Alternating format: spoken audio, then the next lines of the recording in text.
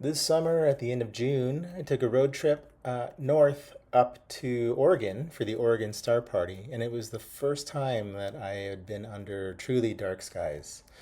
It was amazing, unbelievable. I met some really fun people, looked through some pretty unbelievable telescopes, and it really blew my mind. But the thing that blew my mind the most, I would say, was just the fact that you could see so much, even with your naked eye, under these skies. I didn't really get a chance to do any videoing of my sketches while I was there because I just wanted to spend all my time observing and sketching things out without the distraction.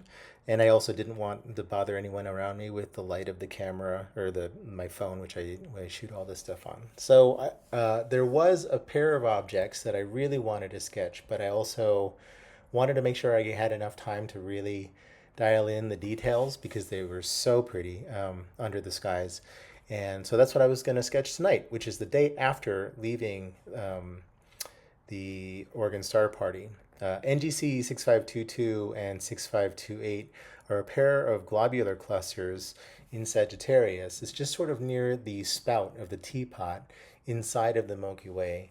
And when I was looking at them originally through my 10-inch travel dob that I had built here with a 24 millimeter Panoptic eyepiece, the composition was just stunning. It kind of blew me away. I just loved the way that the Milky Way nebulosity kind of uh, shaped the space within the eyepiece. The stars felt like they were framing these two clusters extremely well, and everything just sort of felt right. So instead of rushing a sketch off while I was at the star party, I figured I'd hold off.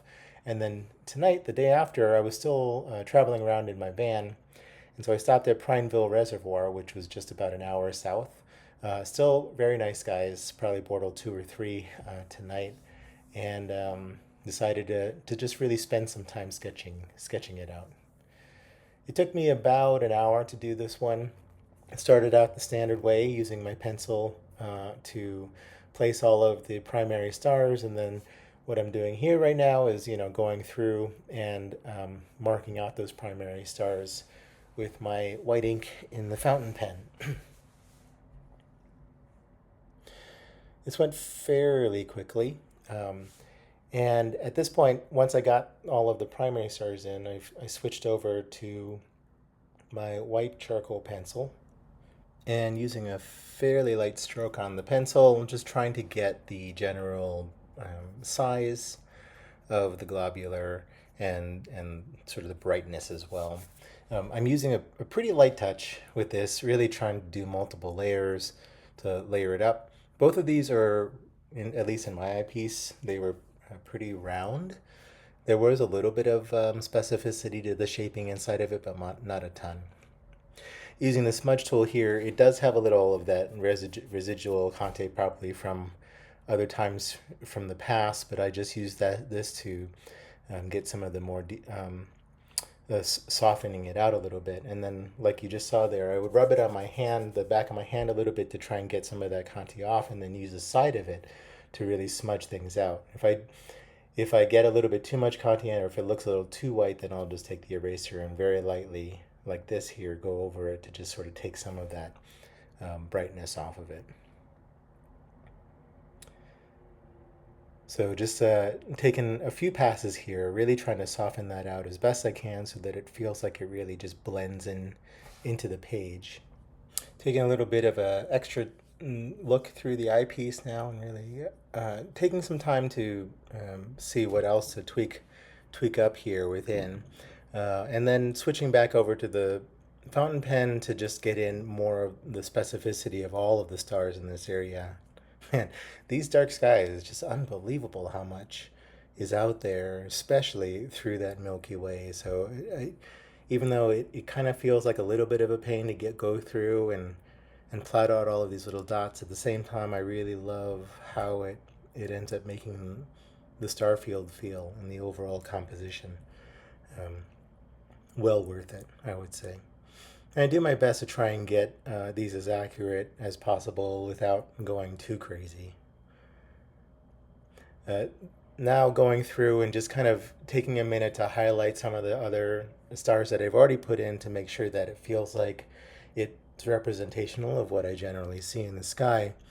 And then switching over to the Conte here and smudging it through with the side of the smudge tool to really give a little bit of that feeling of that Milky Way nebulosity that you get. And this is one of the things that I loved about these objects, and looking through them in this view is that the nebula really kind of spans across on the top and the bottom, and it really creates a really nice overall feel to it. As I was looking through in the last pass, there was very clearly also a very dark lane that just kind of stretched through on the lower left side there. So taking the black charcoal here and really defining that just a little bit more helps solidify kind of the parallel to what I was seeing in the eyepiece, as well as kind of creates just a really nice, I think, texture to the composition. One thing that is kind of nice about having this paper, the black paper that I'm working on, is it's not jet black. So you are actually able to get a little darker with that black charcoal, which is kind of nice to really define some of that really dark specificity that you're looking for from time to time. Having the amber light on is also making me see that I can probably tweak these nebula, or sorry, the open clusters up just a little bit more as well. So tweaking those, softening them out on the edges in particular.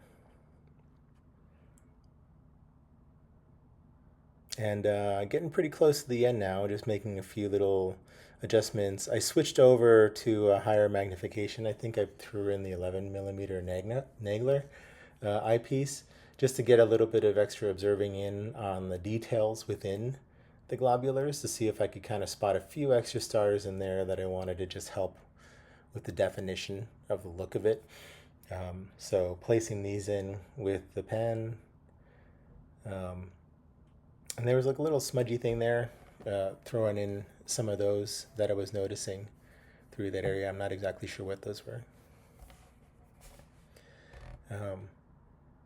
But yeah, making a few fine little details here within all of the overall feel, throwing in the direction of where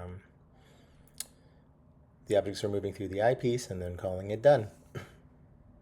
I really enjoyed sketching under the dark skies. It's so fantastic to be able to see so much. And I really enjoyed working on this larger format as well. So I definitely will be doing this more often, I think, and hopefully getting a chance to get out into some of these areas where you can really see all the stars just a little bit more.